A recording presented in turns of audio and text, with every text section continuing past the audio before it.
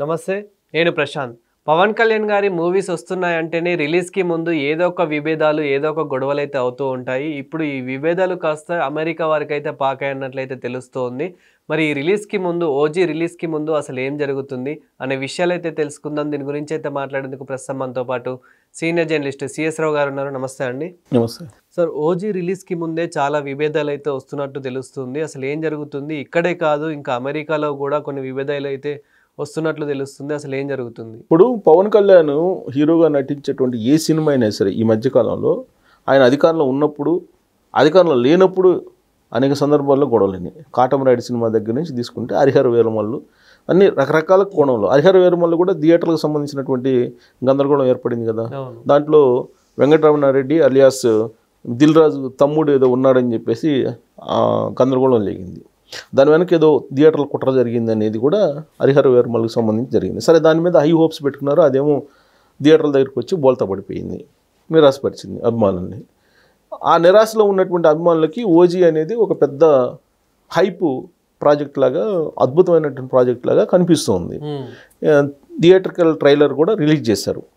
అయితే ఆ theatrical trailer release చేసిన తర్వాత కొన్ని అంశాల్లో ఫ్యాన్స్ డిసప్పాయింట్గా ఉన్నారు.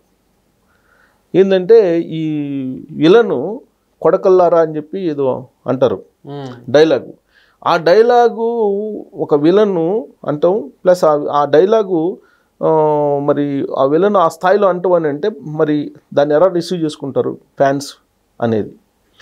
పవన్ కళ్యాణ్ గారు ఎదురుగా విలను హీరో ఉన్నప్పుడు విలన్కి ఆ డైలాగులు పెట్టారని అంటే ఏంటి అనేది. అయితే ఒకటి జోష్ ఇచ్చేటువంటి డైలాగ్ ఏంటంటే, పవన్ కళ్యాణ్ ముంబైలోకి అడుగు పెడుతూ తలలు జాగ్రత్త అని చెప్పేసి అంటారు. వస్తున్న తలలు జాగ్రత్త, మీ తలలు జాగ్రత్త అని చెప్పి డైలాగ్ ఉంటుంది. అది కొంచెం జోష్ నింపుతుంది. యాక్చువల్గా ఇది క్రైమ్ హారర్ సినిమా లాగా అనిపిస్తుంది. రక్తపాతం అంతా రక్తపాతం దీనిలాగా పూర్తిగా యాక్షన్ సినిమా లాగా అనిపిస్తుంది. ఒక చేత్తో కత్తి, ఇంకో చేత్తో గన్ను పట్టుకొని కనిపిస్తున్నటువంటి పోస్టర్ ఉంది. ప్లస్ థియేటర్కల్ ట్రైలర్లో కూడా అది ఉంది. అవి చూసిన తర్వాత పూర్తిగా మాస్ యాక్షన్ సినిమా లాగా కనిపిస్తూ ఉంది. అయితే ఇక్కడ ఫస్ట్ ఈ సినిమాకి వచ్చినటువంటి ఒక మైనస్ పాయింట్ ఏంటంటే, ఇది ఏ సర్టిఫికేట్ ఇచ్చారు సెన్సార్ బోర్డు. యాక్చువల్గా యూఏ ఇస్తే రిస్ట్రిక్షన్స్ ఉండవు. ఏ సర్టిఫికేట్ మాత్రం ఇచ్చారు. యూఏకి ప్రయత్నం చేశారు ఎవరు డైరెక్టర్సు, ఆ నిర్వాహకులు ఎవరైతే సినిమాకి సంబంధించిన నిర్మాతలు వాళ్ళు ఎవరు ఉన్నారో వాళ్ళు ట్రై చేశారు. కానీ ఆ దాంట్లో ఉన్నటువంటి వైలెన్స్ని చూసిన తర్వాత సెన్సార్ బోర్డు వాళ్ళు ఒప్పుకోలేదు.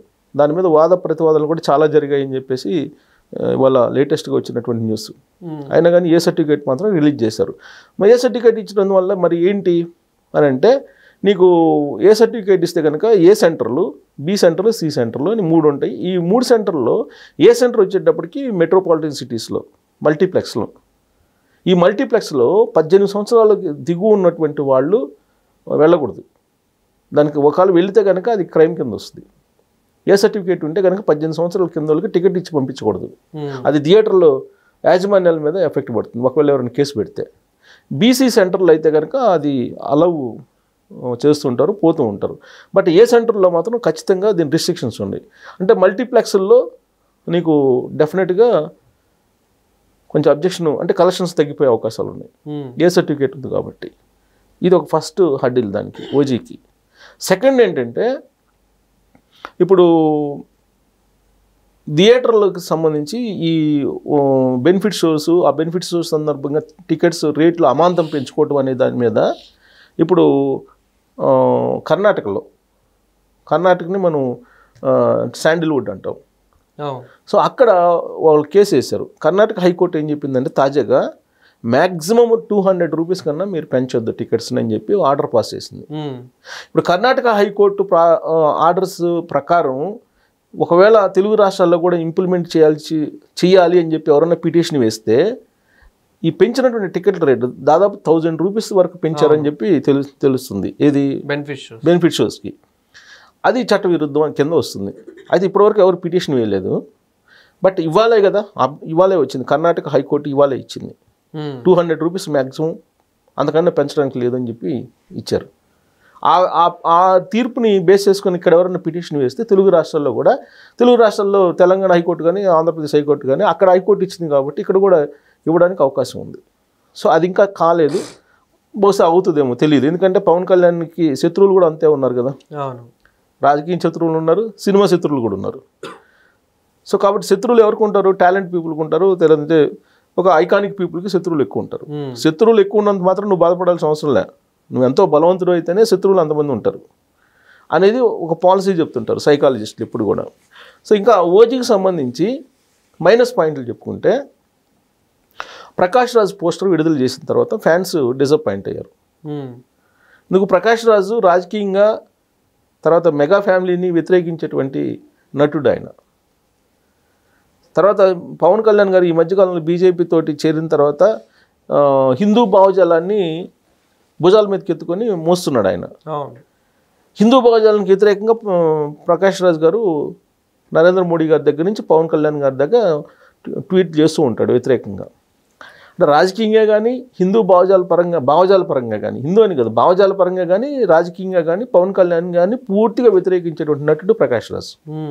అలాంటి ప్రకాష్ రాజ్ పోస్టర్ విడుదల చేసిన తర్వాత మరి ఆ డైలాగ్ కూడా కొడకల్లారా అనేది ఏదో ఉంది ఒకటి డైలాగు, ఆ డైలాగ్ కూడా ప్రకాష్ రాజ్దేమో. అది రేపు థియేటర్లో మరి వీళ్ళు జీర్ణించుకోగలరా అనేది ఒకటి. రెండో పాయింట్ చెప్పాను. మూడు ఏంటంటే చాలా ఇంపార్టెంట్ పాయింట్, దీనికి ఒక పెద్ద డ్రాబ్యాక్ అవుతుందేమో అనేటువంటి ఒక టాక్ నడుస్తుంది టాలీవుడ్లో. సెన్సార్లోకి వెళ్ళినప్పుడు దాదాపు 100 కట్స్ చేయాలని చెప్పారంట. ఫస్ట్ 100 కట్స్ చేయాలని చెప్తే దాని మీద వాద ప్రతివాదనలు సుదీర్ఘంగా చర్చలు జరిగిన తర్వాత ఎట్టకేలకు దాదాపు 2.5 నిమిషం 3 నిమిషాల్లో ఏదో ఒక సీను పూర్తి స్థాయిలో కట్ చేయడానికి ఒప్పుకున్నారు, కట్ చేసి ఇస్తున్నారని చెప్పి అంటున్నారు. అంటే ఆల్మోస్ట్ కట్స్ చాలా ఉన్నాయి అనేది సెన్సార్ వాళ్ళు ఒప్పుకోలేదు, కట్స్ చాలా ఉన్నాయి అని చెప్పి. అందుకే నీకు థియేట్రికల్ ట్రైలరు రిలీజ్ చేసేటప్పుడు కూడా లేట్ అయిపోయింది. థియేట్రికల్ ట్రైలరు ఫస్ట్ ఒకటి రిలీజ్ చేయాలనుకున్నారు, అది అఫీషియల్గా రిలీజ్ చేయకముందే సోషల్ మీడియాలో వచ్చేసింది థియేట్రికల్ ట్రైలర్. వచ్చేసిన తర్వాత అసలు ట్రైలర్ రిలీజ్ చేసిన తర్వాత దాన్ని కొన్ని ఎడిషన్స్ యాడ్ చేశారు, కొన్ని యాడ్ చేసి రిలీజ్ చేశారు థియేట్రికల్ ట్రైలర్. సో ఆ థియేట్రికల్ ట్రైలర్ రిలీజ్ చేసిన తర్వాత హైప్ అయితే కనిపిస్తుంది. అస్మి హీరోయిన్, విలను, తర్వాత ప్రియాంక మోహన్ హీరోయిన్, ప్రకాష్ రాజు, వీళ్ళే ప్రధానమైనటువంటి వాళ్ళు. తర్వాత పవన్ కళ్యాణ్ గారు 3 వేరియేషన్స్లో కనిపిస్తారని చెప్పి చెబుతున్నారు. అదొక హైలైట్ పాయింట్ కింద ఈ సినిమాకి ఉందని చెప్పుకోవచ్చు. తర్వాత సుజిత్ డైరెక్టర్, సో ఆయన మీద హోప్స్ పెట్టుకున్నారు. ఆయన సినిమా పూర్తిగా ఎక్కువ వైలెన్స్ ఉందని చెప్పి టాలీవుడ్లో టాక్ వస్తుంది. మరి ఆ ట్రైలర్ చూసిన తర్వాత కంప్లీట్ వైలెన్స్, రక్తపాతం ఇవే ఎక్కువగా ఉన్నాయి అనేటువంటిది అనిపిస్తుంది. 3 ప్రధాన భాగాలుగా దీన్ని తీసుకోవచ్చు అని చెప్తున్నారు. ఒకటి ముంబైకి ఆయన రావడం ఒకటి, ఆ తర్వాత ఈయన బ్యాక్గ్రౌండ్లోకి ఒకటి వెళ్తారు అని చెప్పి అంటున్నారు. తర్వాత క్లైమాక్స్ మొత్తం రక్తపాతం, గన్స్ ఇవన్నీ ఉన్నాయని చెప్పి అంటున్నారు. మొత్తానికి ఏంటి స్టోరీ అయితే కొత్తది కాదు, గ్యాంగ్స్టర్ స్టోరీతో చాలా తీశారు. డాన్ సినిమా నాగార్జున కూడా డాన్ సినిమా గ్యాంగ్స్టర్ బేస్డ్దే కదా. సో ఈ గ్యాంగ్స్టర్స్ సినిమా, అండర్ వరల్డ్ దావూద్కి సంబంధించినటువంటి వ్యవహారాలు సంబంధించిన సినిమాలు ఇవన్నీ వచ్చాయి. కాకపోతే కథనం ఇంపార్టెంట్, స్క్రీన్ ప్లే ఇంపార్టెంట్. ఈ స్క్రీన్ ప్లే మిస్ అయిందంటే మాత్రం మరో హరిహరమల్ అవుతుందేమో అనేటువంటి ఒక సందేహం ఉంది ఫ్యాన్స్లో. కానీ సుజిత్ మీద అయితే చాలా హోప్స్ అయితే పెట్టుకున్నారు. డైరెక్టర్ సుజిత్ మీద చాలా హోప్స్ పెట్టుకున్నారు, అతని టాలెంట్ మీద చాలా హోప్స్ పెట్టుకున్నారు. కాకపోతే సెన్సార్ కట్ చేశారు, చాలా కట్టింగ్స్ ఉన్నాయి, దాదాపు 100 కట్టింగ్స్ చేయాల్సి వచ్చింది. బట్ అన్నిటి ఒప్పుకోపోయినా కొన్ని కట్ చేశారని చెప్పి తెలుస్తుంది. సినిమా నిడివి కూడా కట్ చేశారు అంటున్నారు. సో ఇవన్నీ థియేటర్ ఇంకా బెనిఫిట్స్ కూడా కాకముందే థియేటర్ ట్రైలర్ చూసిన తర్వాత వస్తున్నటువంటి అంశాలు ఇవన్నీ. ఇది ఇప్పుడు లేటెస్ట్ ఏంటి, అమెరికాకి వెళ్ళింది. అమెరికాలో ఏంటి, ఈ సినిమా రిలీజ్ అవుతుందా లేదా తెలియని పరిస్థితి. వాస్తవంగా 25వ తారీఖుని ఈ సినిమా ప్రపంచవ్యాప్తంగా రిలీజ్ కావాలి, అన్ని భాషల్లో, కన్నడ, మలయాళం, తమిళం అన్నిట్లో రిలీజ్ కావాలి, హిందీ తర్వాత ఓవర్సీస్ అన్నిట్లో రిలీజ్ కావాలి. కానీ అక్కడ ఉండేటువంటి అక్కడ ఉండేటువంటి డిస్ట్రిబ్యూటర్స్ వాళ్ళు అనెతికల్గా, ఇప్పుడు మనకు ఆ టాలీవుడ్లో అనెతికల్ తర్వాత హైప్ క్రియేట్ చేస్తుంటారు కదా, రెమ్యునరేషన్ విషయంలో కానీ, లేదంటే ఖర్చు పెట్టినటువంటి అంశంలో కానీ, కలెక్షన్స్ విషయంలో కానీ ఫిగర్స్ వాళ్ళు ఇష్టం వచ్చినట్టు చెప్తుంటారు. అది ఐటీ కనుక ఇన్కమ్ ట్యాక్స్ వాళ్ళు కనుక పట్టుకుంటే అంత రాలేదని చెప్తుంటారు మళ్ళీ. సో కానీ వీళ్ళు హైప్ చేయడానికి అలా చేస్తుంటారు. అక్కడ కూడా సేమ్ అక్కడ డిస్ట్రిబ్యూటర్స్ హైప్ చేశారు. హైప్ చేసిన దాని మీద వాళ్ళ మీద కంప్లైంట్ చేశారు. ఇది ఆర్టిఫిషియల్ క్రియేట్ చేస్తున్నారు, ఆర్టిఫిషియల్ డిమాండ్ క్రియేట్ చేసి అమౌంట్ రాబట్టుకునే ప్రయత్నం చేస్తున్నారని చెప్పి వాళ్ళ మీద పిటిషన్ వేశారు అక్కడ ఉండేటువంటి వాళ్ళు. మనలాగా కాదు, అక్కడ ఇలాంటి ఆర్టిఫిషియల్ క్రియేషన్స్ కనుక చేస్తే ఇమీడియట్గా బ్యాన్ చేసేస్తారు. సో దాంతో అక్కడ ఉండేటువంటి నార్త్ అమెరికాలో అక్కడ ఉండేటువంటి కోర్టులు దీన్ని ఇమీడియట్ అక్కడ ఉండే వ్యవస్థలు, కోర్టులని కాదు వ్యవస్థలు, ఆ సినిమాకు సంబంధించినవి మొత్తం మీరు బ్యాన్ చేసి చేయండి అని చెప్తే ఇమీడియట్గా మళ్ళీ అడ్వాన్స్ బుకింగ్స్ డబ్బులు కూడా మళ్ళీ వెనక్కి ఇవ్వడానికి సినిమా నిర్వాహకులు సిద్ధపడ్డారని చెప్పి తెలుస్తుంది. సో అమెరికాలో అంత ఈజీ కాదు. అమెరికాలో పర్ఫెక్ట్గా ఉన్నంత వరకే, ట్రాన్స్పరెంట్గా ఉన్నంత వరకే అమెరికాలో ఎంప్లాయీ కానీ ఎవరైనా సరే, సెలబ్రిటీ ఎవరైనా ట్రాన్స్పరెన్సీ ఉంటేనే ఉండగలరు, ట్రాన్స్పరెన్సీ లేకపోతే ఉండరు. అందుకే అక్కడ ఫుడ్ అడల్ట్రేషన్ కానీ ఇవన్నీ ఉండవు మనకున్నట్టు. మనకి కుక్క మాంసం పెట్టి వేట మాంసం కానీ అని చెప్తారు మన వాళ్ళు, కానీ థియేటర్ అట్నే నడుస్తుంటాయి రెస్టారెంట్లు. కానీ అక్కడ అలా కాదు. వన్స్ అలాంటిది కనుక చేస్తే క్లోజ్, ఇక అతని జీవితంలో మళ్ళీ వ్యాపారం చేసుకోవడానికి కూడా ఉండదు. సో అలానే థియేటర్లో ఇప్పుడు హైప్ క్రియేట్ మనకేంటి, ఒక్కొక్కరు కలెక్షన్స్ 100 కోట్ల క్లబ్బు, 1000 కోట్ల క్లబ్బు, 500 కోట్ల క్లబ్ ఇలా చెప్తుంటారు కదా, 2000 కోట్ల క్లబ్బు, 2500 కోట్ల క్లబ్బు, 3000 కోట్ల క్లబ్ అని చెప్తుంటారు కదా, ఆర్టిఫిషియల్గా క్రియేట్ చేసి. సో అలా క్రియేట్ చేయడం అక్కడ కుదరదు. అలా క్రియేట్ చేశారు ఇప్పుడు ఓజీది. అక్కడ క్రియేట్ చేసేటప్పటికి క్రియేట్ చేసి టికెట్స్ రేట్ పెంచుకునేలాగా ప్రయత్నం చేశారు అక్కడ ఉండే డిస్ట్రిబ్యూటర్స్.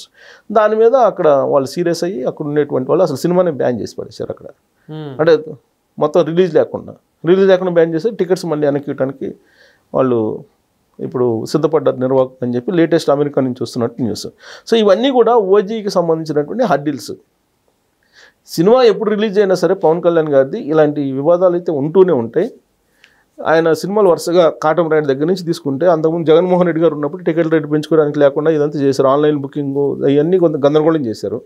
సరే ఇప్పుడు కూటమి ప్రభుత్వం వచ్చిన తర్వాత బెనిఫిట్ షోలో టికెట్ రేట్ ఎంత పెంచుకున్నప్పటికీ కూడా అక్కడ బాగలేనప్పుడు సినిమా ఆడదు. హరిహర వీరమల్లే ఉదాహరణ. సినిమాలో సత్తా ఉంటే ఆడిద్ది, అదర్వైజ్ ఆడదు. కాకపోతే ఓపెనింగ్ కలెక్షన్స్ తోటి మొత్తం రాబట్టాలనుకుని ప్రయత్నం చేస్తున్నారు. ఇప్పుడు 250 కోట్లు పెట్టే ఏమో ఈ సినిమా నిర్మించారు అంటున్నారు. ఆ 250 కోట్లు 100 కోట్లు పవన్ కళ్యాణ్ గారికి రెమ్యునరేషన్ ఇచ్చారు అంటున్నారు. సో ఆ అమౌంట్ మళ్ళీ రావాలి అని అంటే మీకు ఓపెనింగ్స్ ఉండాలి. ఓపెనింగ్స్ కోసం మీకు బెనిఫిట్స్ వాళ్ళకి 1000 రూపాయలు వసూలు చేసుకోవచ్చు అని చెప్తే అది మరి సినిమా బాగుంటే అలా ఎందుకు పెడతారు అనేది ఒకటి అనిపిస్తుంది. సో మొత్తం మీద ప్లస్ పాయింట్లు ఎన్ని ఉన్నాయో మైనస్ పాయింట్లు అంతకన్నా ఎక్కువ కనిపిస్తున్నాయి. మరి ఆ సినిమా థియేటర్ల మధ్య నిలబడుతుందా లేదా అనేది మనం చూడాలి. Thank you sir. Thank you.